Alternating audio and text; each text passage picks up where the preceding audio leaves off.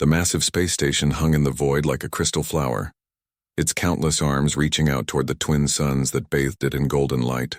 This was the heart of the Galactic Council, where 1,000 different species gathered to decide the fate of worlds.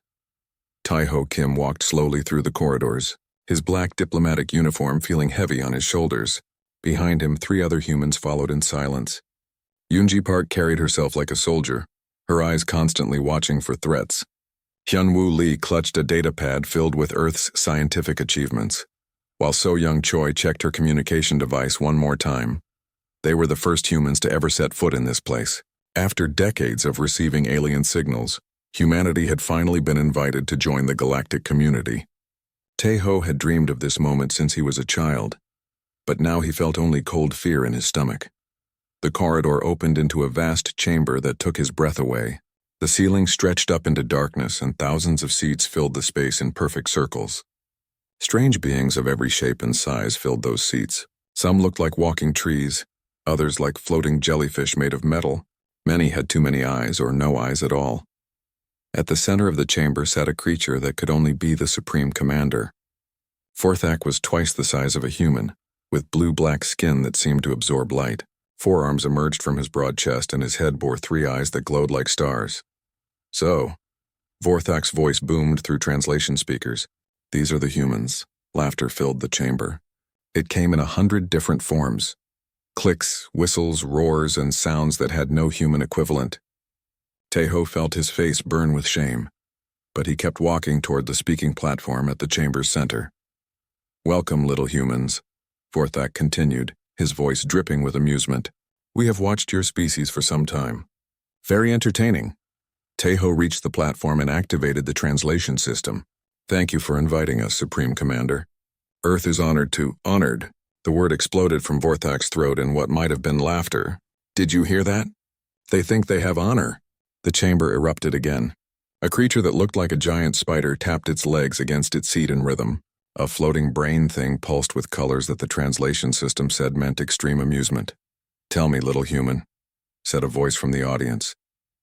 The speaker looked like a walking crystal formation. "How long have your people known about space travel?" "We've been exploring space for about 70 years, Taeho replied, trying to keep his voice steady. More laughter. 70 years, the crystal being cried. "My people have been traveling between stars for 70,000 years. "And how far have you traveled from your birth world?" This came from something that resembled a huge centipede with too many heads. "Our furthest manned mission reached Mars," Taeho said quietly. The laughter grew so loud it hurt his ears. Even through the translation system, he could feel the mockery washing over him like acid. Vorthak raised one massive hand for silence. "Mars, that small red rock next to your planet." He paused for effect. "We have species in this council who cross the galaxy for weekend holidays." Behind Taeho, Yoonji Park's hand moved slightly toward where her weapon would be if they had been allowed to carry any. Hyunwoo Lee was typing furiously on his datapad, recording everything. So Young Choi appeared calm, but Taeho could see her jaw muscles working. "Perhaps," Vorthak continued, "you could tell us about your great military achievements, your mighty wars that span star systems." "We have never fought wars in space," Taeho admitted. "Of course not," purred a creature that looked like a cat made of liquid metal. "Hard to fight wars when you can barely leave your own planet." "Your technology," said another voice. "Surely you have discovered quantum field manipulation, temporal mechanics, dimensional folding?" Hyunwoo Lee stepped forward. "We have theories about quantum mechanics, and we've made some progress with theories." The centipede thing's multiple heads all laughed at once. "They have theories." Vorthak stood, his huge form casting shadows across the platform. "This is what we have decided about your species, humans. You will be classified as a protected servitude species. This means you will work for the greater galactic community under our guidance." Taeho felt the words hit him like physical blows. "Supreme Commander, surely we can discuss." "There is nothing to discuss," Vorthak interrupted. "Your people will maintain our stations, clean our ships, and serve as basic laborers. In return, we will protect you from the dangers of the galaxy." "You mean we'll be slaves?" Yoonji Park said, speaking for the first time. "Such a harsh word," Vorthak replied with mock gentleness. "Think of it as employment. Very long-term employment." the chamber filled with approving sounds from the assembled aliens. Tejo looked around at the thousands of faces, searching for even one expression of sympathy or doubt. He found none. "Your ships will be restricted to your solar system," Vorthak continued. "Your communications will be monitored. Your reproduction will be regulated to prevent overpopulation. These measures are for your own good, of course." "And if we refuse?" Tejo asked, though he already knew the answer. Vorthak's three eyes focused on him with predatory intensity. "Then your species will be classified as extinct. The choice is yours, little human." The silence that followed felt like the weight of the universe pressing down on the small human delegation. Tejo looked at his companions. Unji's face showed controlled rage. Yunwu was still recording, his fingers moving like he was preparing a report. So Young met his eyes and gave the smallest possible nod. "We need time to consider your generous offer," Tejo said finally. "Of course." Vorthak waved one hand dismissively. "You have one of your months to prepare your people for their new role. The council session is now closed." As the aliens filed out of the chamber, chattering among themselves like people leaving an amusing play, the four humans stood alone on the platform. Around them, the vast space felt cold and hostile. "Well," Yunji said quietly, "that went about as expected." So Young checked her communication device. "The message is already sent," she said in a voice only they could hear. "Command knows everything." Hyunwoo looked up from his datapad. "I got detailed scans of their technology. This will be very useful," Tejo nodded slowly. The aliens thought they had just witnessed humanity's surrender. They had no idea they had just declared war on the most dangerous species in the galaxy. The time for pretending to be weak was over. 3 months had passed since the humiliation at the Galactic Council. On Earth, the news report spoke of diplomatic negotiations and cultural exchange programs. The public believed their representatives were working hard to find humanity's place among the stars. They had no idea what was really happening. Deep beneath the mountains of South Korea, Admiral Woo Jin-han walked through corridors that officially did not exist. The facility stretched for miles underground, built in secret over the past 15 years. Every government on Earth had contributed resources to this project, but few people knew its true purpose. "Status report," Woo Jin said as he entered the main command center. Dr. Jae-sung Kim looked up from a holographic display showing strange alien symbols. "We've finished analyzing the technology samples. The results are better than we hoped." The samples had come from alien scout ships that had crashed on Earth over the past decades. The aliens believed these incidents were accidents, lost ships that had suffered mechanical failures. They never suspected that Earth's early warning systems had been tracking and shooting down alien scouts for 20 years. "Show me," Woo Jin said. Jae-sung waved his hand, and the hologram changed to show a cutaway view of an alien engine. "Their power systems are incredibly advanced, but they have a weakness. They rely completely on quantum field generators. If you disrupt the field at the right frequency, the entire system shuts down." Colonel Ji Hai-seo stepped forward. She commanded the most elite military unit on Earth, though her soldiers were trained for battles the public could never imagine. "How close are we to deployment?" "The first phase is already complete," Jae-sung replied. "Dr. Hee-jin Nam finished the prototype last week." They walked through the facility to a massive chamber where scientists in clean suits worked around a sleek, black spacecraft. It looked nothing like the rockets that humanity used for public space missions. This ship was smooth and angular, covered in materials that seemed to absorb light rather than reflect it. Dr. Hee-jin Nam emerged from beneath the craft, her face glowing with pride. "The phase drive is operational. We can move through space without creating any energy signature that alien sensors can detect." Woo Jin studied the ship with satisfaction. "How many are ready?" 50 ships like this one," Hye-jin replied, "plus 20 larger vessels equipped with the new weapon systems." The weapons were humanity's greatest secret. While aliens relied on energy beams and particle cannons, human scientists had developed something completely different. Their weapons worked by manipulating the same quantum fields that powered alien technology, turning the aliens' greatest strength into their greatest weakness. Captain Dong-hyun Park saluted as he approached the group. He was tall and lean, with the calm confidence of someone who had spent years preparing for a mission no one thought would ever come. "Sir, the fleet is ready for deployment. We've run every simulation possible. The teams know their positions. For months, human ships had been moving through space using conventional engines, looking like simple cargo vessels or research probes. The aliens paid them no attention. They had no idea that each of these innocent-looking ships carried enough firepower to cripple their most advanced warships. "What about the communication networks?" Wu Jin asked. Technical Officer Sujin Lee activated a wall display showing a map of the galaxy. Red dots marked alien communication relays, while blue lines showed the quantum entanglement networks that allowed instant communication across vast distances. "We've been infiltrating their systems for 2 years," Sujin explained. "Every major relay station has human agents working inside it. When the time comes, we can shut down their entire communication grid in less than 30 seconds. The infiltration had been humanity's most dangerous operation. Volunteers had undergone surgery to alter their appearance, then spent months learning alien languages and customs. They had taken jobs as maintenance workers and low-level technicians, positions the aliens considered beneath notice. The monitoring stations?" Woojin continued. Captain Nari Kim stepped forward. She was one of the few people who had actually been to alien space, commanding a disguised ship that looked like a simple trading vessel. "All 73 deep space monitoring posts have been compromised. The devices Dr. Min-seok Park designed are already in place. The devices were smaller than coins, designed to attach to alien equipment and slowly corrupt their sensor systems. When activated, they would make human ships completely invisible to alien detection, while making false readings appear on their screens." Dr. Yoon-soo Park joined the group, carrying a device that looked like a simple metal cylinder. "The quantum jammers are ready for field deployment. Each one can disrupt alien faster-than-light drives in a sphere 50,000 kilometers wide." Woojin nodded approvingly. The jammers had been the hardest part of the plan.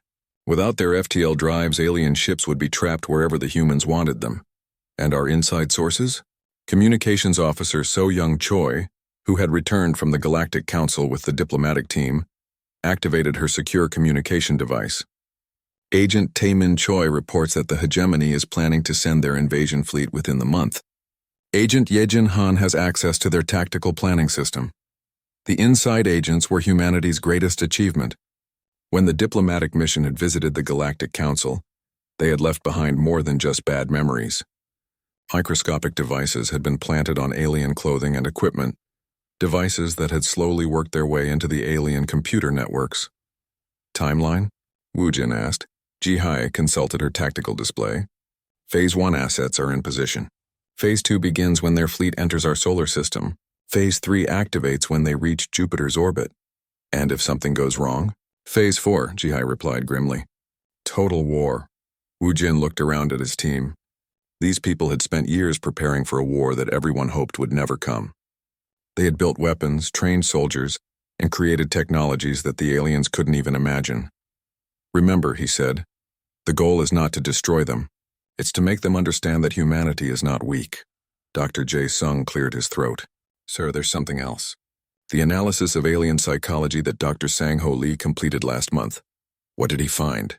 The alien species in the hegemony respect only strength and fear only the unknown. They believe they understand everything about warfare and technology. That's their weakness unexplained. They've been fighting the same kinds of wars for thousands of years. Energy weapons, shields, massive fleets. They've never encountered an enemy that fights like we plan to fight." Woojin smiled grimly. Throughout human history, their species had survived by being unpredictable. When enemies expected them to run, they fought. When enemies expected them to fight, they hid. When enemies expected conventional warfare, they created new kinds of war. "How long before the fleet arrives?" he asked. So-Young checked her latest intelligence reports. 2 weeks, sir. Maybe 3. Then it's time." Woojin activated his command communicator. "All units, this is Admiral Han. Operation Silent Storm is now active. Phase 1 begins immediately." Around the galaxy, human agents received the signal. In alien space stations, maintenance workers began attaching small devices to critical systems. On monitoring posts, technicians started uploading new software that would change everything the aliens thought they knew about human capabilities. The aliens had made a mistake when they chose to mock humanity. They had assumed that a young species would be easy to defeat. They had no idea that humanity's greatest strength had always been their ability to survive against impossible odds. The war was about to begin, but the aliens didn't know it yet. They thought they were about to crush a weak species. Instead, they were about to learn why humans had fought their way to the top of their planet's food chain. And they were about to discover that some prey was more dangerous than any predator. War Master Cretheon stood on the bridge of his flagship, the Eternal Dominion, and watched the galaxy flow past through the main viewport. Around him, 10,000 ships moved in perfect formation through hyperspace, the largest fleet ever assembled in galactic history. It was massive overkill for conquering a single primitive planet, but the hegemony believed in making examples. When other young species heard what happened to the humans, they would remember to show proper respect. "Status report," Cretheon commanded. His voice carried the authority of someone who had conquered 100 worlds. Fleet Captain Zorthek consulted his tactical display. "All ships reporting ready status, War Master. We will reach the human solar system in 6 standard hours." Cretheon nodded with satisfaction. The human system would fall in minutes. Their primitive weapons couldn't even scratch hegemony shields, and their tiny fleet of chemical rockets would be destroyed before they could fire a shot. "Have the humans attempted any communication?" he asked. "Several transmissions, War Master. They claim to be sending diplomatic messages requesting negotiations." "Ignore them," Cretheon ordered. "Let them waste their final hours begging." The truth was, Cretheon found the whole operation boring. His fleet included enough firepower to crack planets, weapons that could boil oceans and melt continents. Using such forces against the humans was like using a star destroyer to hunt insects. But the Supreme Commander had been very clear about the message this attack would send. Every species in the galaxy would see what happened to those who thought they could refuse hegemony authority. Communications Officer Vexhai approached with a data pad. "War Master, we're receiving reports from our monitoring stations throughout the galaxy." "What do they say?" "Nothing unusual, sir. Human ship movements appear normal. Most of their vessels are small cargo ships and research probes. No military formations detected." Cretheon laughed, a sound like grinding metal. "Of course not. They have no real military. A few hundred primitive rockets at most." He walked to the tactical display that showed his fleet's formation. At the center, his flagship and 9 other dreadnoughts formed the command group. Around them, 1,000 heavy cruisers provided the main attack force. Supporting them were 3,000 destroyers, 2,000 frigates, and 4,000 smaller vessels for cleanup operations. It was enough military power to conquer a dozen star systems. Against humanity, it was like bringing an army to fight children. "War Master," called scanner technician Relmoth, "we're detecting some unusual readings from the human system." Cretheon moved to the scanner station. "What kind of readings?" "Energy fluctuations near their asteroid belt, sir. Very faint. Probably just industrial activity." "How faint?" "Barely detectable, War Master. Our systems almost missed it. It looks like simple mining operations." Cretheon dismissed it with a wave. "Humans gathering rocks. Pathetic. Continue the advance." On Earth, President Eugene Kang stood in the hidden command center, watching the alien fleet approach on long-range sensors. The massive formation looked like a dark cloud moving through space, too large to comprehend. "They're not even trying to hide," General Shung Min-O observed. "Complete confidence." "Good," Eugene replied. "Confident enemies make mistakes." Captain Nari Kim approached with the latest intelligence reports. "Our agents report that the alien fleet is celebrating already. They're treating this like a victory parade rather than a military operation." "What about their formation?" Zongmin asked. "Exactly as our simulations predicted. Heavy ships in the center, lighter vessels forming protective screens. Classic hegemony tactics from their war manuals." Eugene nodded. Human intelligence had been studying alien military doctrine for years. The hegemony fought the same way they had for millennia, using overwhelming force in predictable patterns. They had never needed to adapt because no enemy had ever challenged their superiority. "Status of our forces?" Eugene asked. Technical Officer Sujin Lee consulted her display. "All Phase 1 assets are in position and ready. The alien fleet has no idea we have ships within their formation." For weeks, disguised human vessels had been moving alongside the alien fleet, looking like harmless cargo ships that had been captured or allied with the hegemony. In reality, they were the most advanced warships humanity had ever built, armed with weapons the aliens couldn't detect. "Phase 2 assets?" Zhongmin continued. "Deployed throughout their likely advance route. Quantum jammers are online but inactive. Strike teams are standing by, and Phase 3? Ready to activate on your command, sir. Yujin looked at the tactical display showing both fleets. To the aliens, Earth looked completely defenseless. They saw only the space stations and satellites that humanity wanted them to see. They had no idea that human ships surrounded them, that their communication networks were compromised, or that their own technology had been turned against them. Back on the Eternal Dominion, War Master Krethion received the final reports before entering the human system. Fleet status? He asked. All ships ready for combat operations, Fleet Captain Zorthek replied. Planet crackers charged and targeted. Orbital bombardment platforms deployed. Resistance expected? None worth mentioning, War Master. Human defensive capabilities are negligible. Krethion activated the fleet-wide communication system. Warriors of the hegemony, we are about to enter human space. This will be the shortest war in galactic history. These primitive beings thought they could refuse our generous offer of servitude. Now they will learn the price of defying the galaxy's rightful rulers. Cheers echoed through the communication system as 10,000 ships prepared for battle.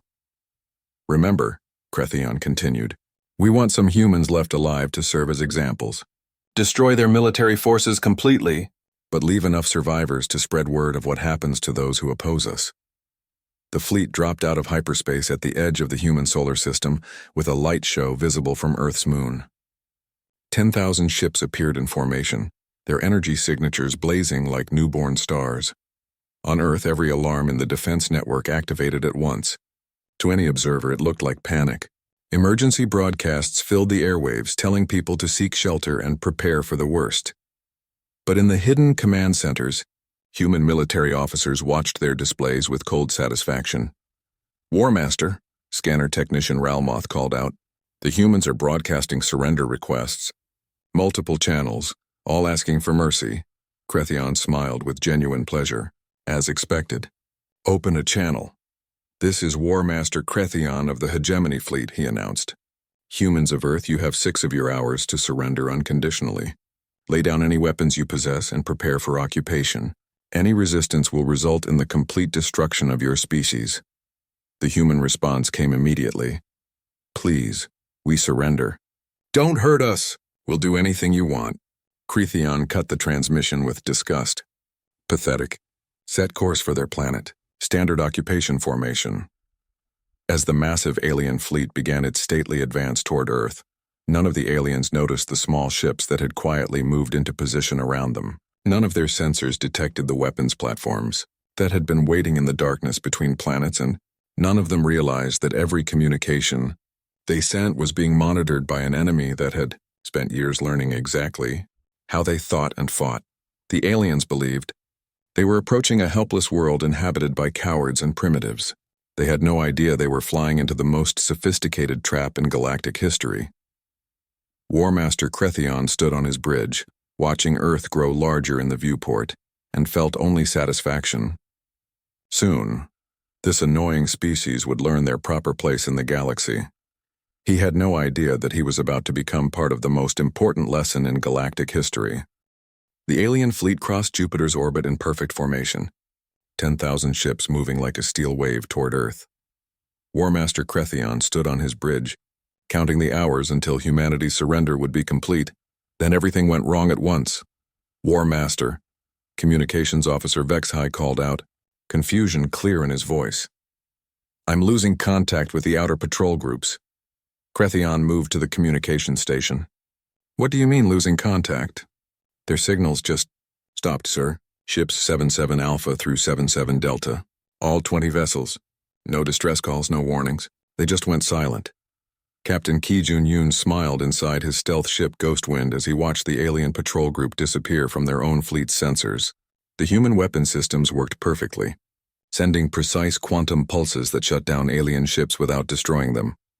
Target acquired, whispered Lieutenant Yejin Han from her position at the weapons console. Disabling drive systems now. The alien ships stopped moving, their crews alive but trapped as their technology failed around them. One by one, human transport vessels appeared and attached boarding cables. The aliens would wake up later in containment facilities, unharmed but very confused. Ghostwind to command, Ki Jun reported on the secure channel. First wave successful.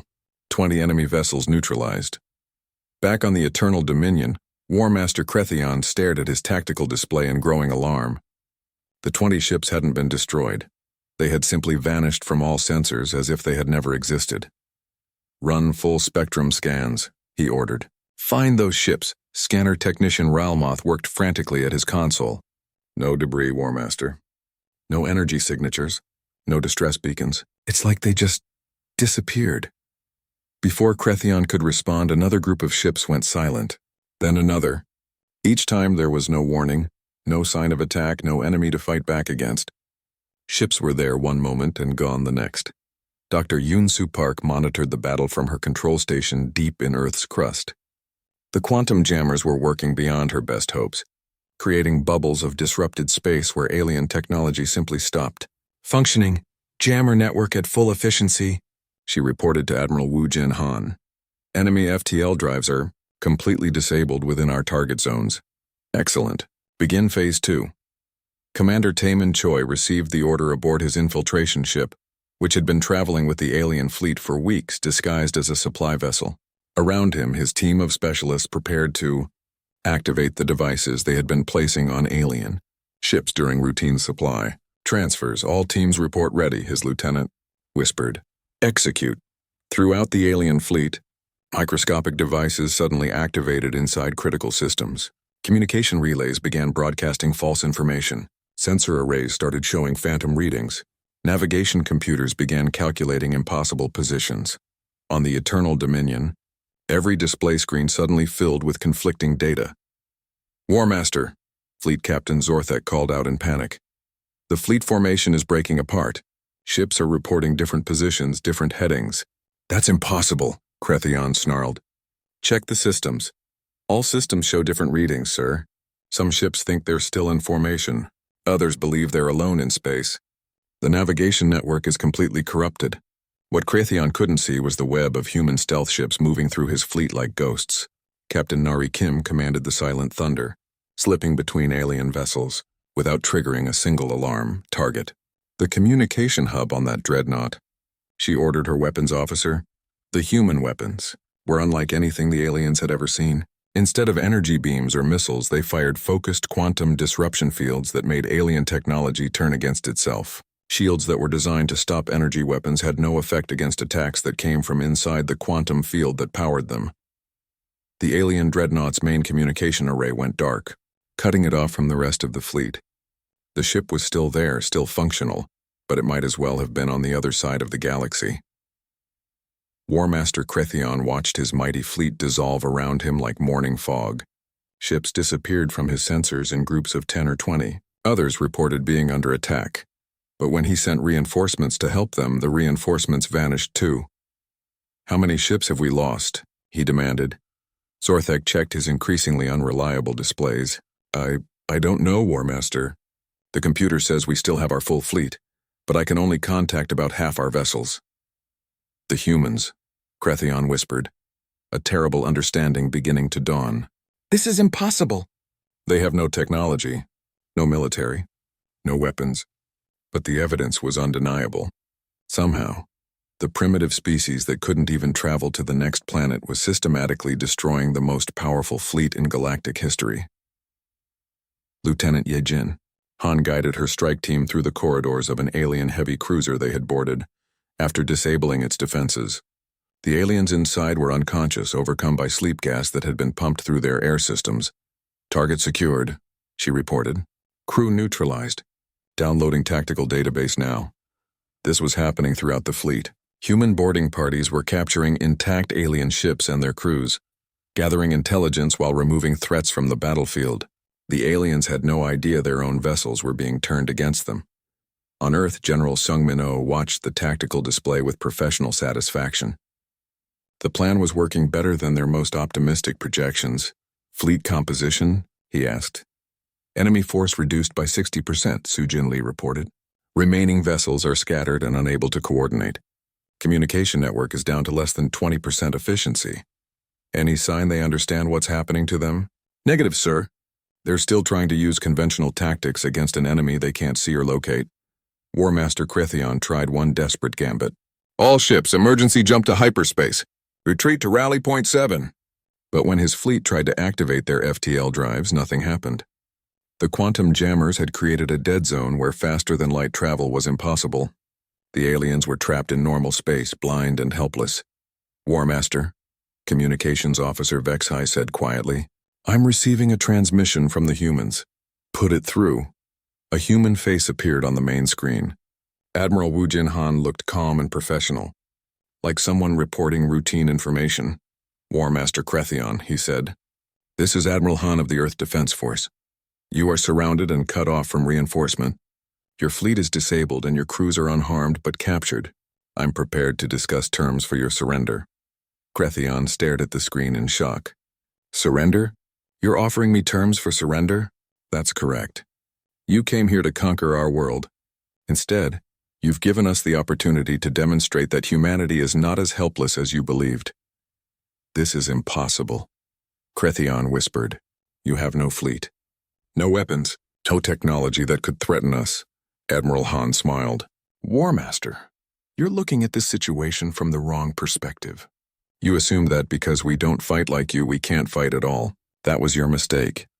Around them, the last alien ships were going dark as human strike teams completed their missions. In less than 6 hours, the largest invasion fleet in galactic history had been completely neutralized without a single ship being destroyed. "Your crews are safe," Admiral Han continued. "Your ships are intact. We could have killed everyone and destroyed everything, but we chose not to. Do you understand the significance of that choice?" Krethion looked around his bridge at the displays showing his scattered, helpless fleet. For the first time in his long military career, he had been completely outfought by an enemy he had never seen coming. "What do you want?" he asked quietly.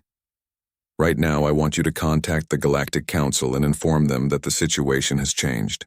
Earth is no longer interested in being classified as a servant species." The transmission ended, leaving Krethion alone with the wreckage of his certainty. Around him, his officers stared at their displays in shock, trying to understand how their invincible fleet had been defeated by an enemy that wasn't supposed to exist. In the depths of space, human ships moved silently through the debris field of disabled alien vessels, collecting prisoners and intelligence. The war was over before most of the aliens had realized it had begun, and somewhere in the darkness more human ships waited and watched, ready to deal with whatever came next. 3 days after the vanishing of the hegemony fleet, Ambassador Tae-ho Kim walked through the corridors of the Galactic Council station once again. But this time, everything was different. The aliens who had laughed at him before now stepped aside when they saw him coming. Conversations stopped. Eyes followed his movement with something that looked very much like fear. Behind him walked Admiral Wu Jinhan, still wearing his simple Earth military uniform. In his hands, he carried a data crystal containing detailed recordings of what had happened to the most powerful fleet in galactic history. The council chamber was packed. Every species that had seats in the government was present, along with observers from dozens of minor civilizations. Word of the fleet's disappearance had spread through the galaxy faster than light itself, carried by quantum communication networks that suddenly seemed very fragile. Supreme Commander Vorthak sat in his central chair, but his usual arrogance was gone. His 3 eyes focused on the approaching humans with the intensity of a predator that had suddenly realized it might be prey. "Ambassador Kim," Vorthak said, his voice carefully controlled, "we understand you have information about the fate of War Master Krethion's fleet." Tae-ho reached the speaking platform and activated the holographic display system. The chamber fell silent as images appeared in the air above them. They showed the hegemony fleet in its full glory, 10,000 ships advancing toward Earth in perfect formation.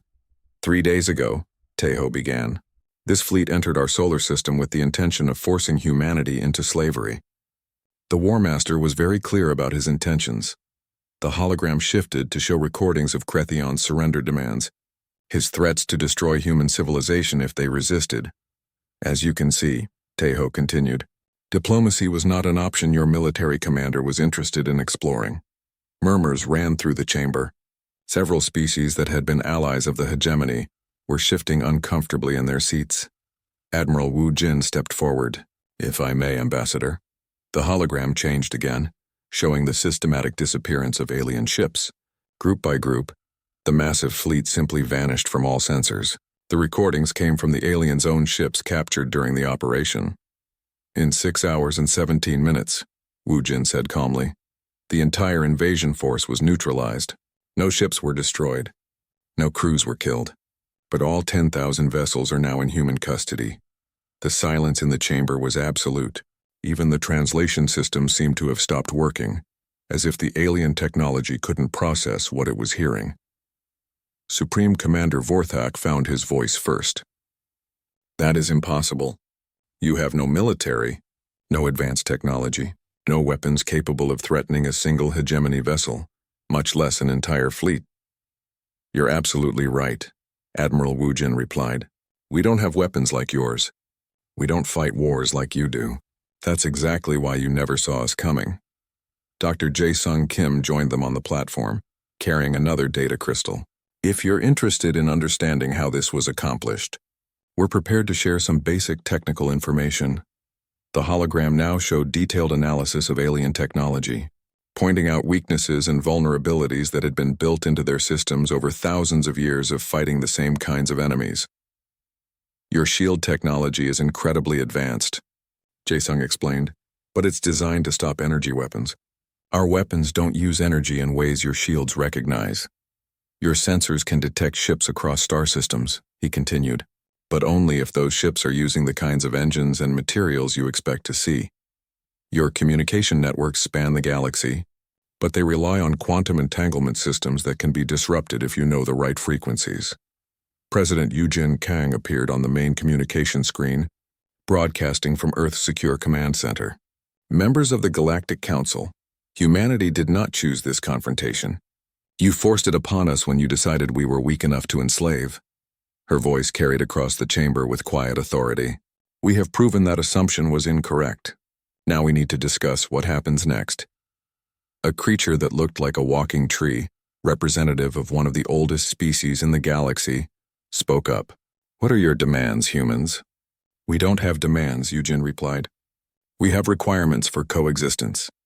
The holographic display shifted to show a new galactic map, with trade routes and communication networks highlighted in different colors.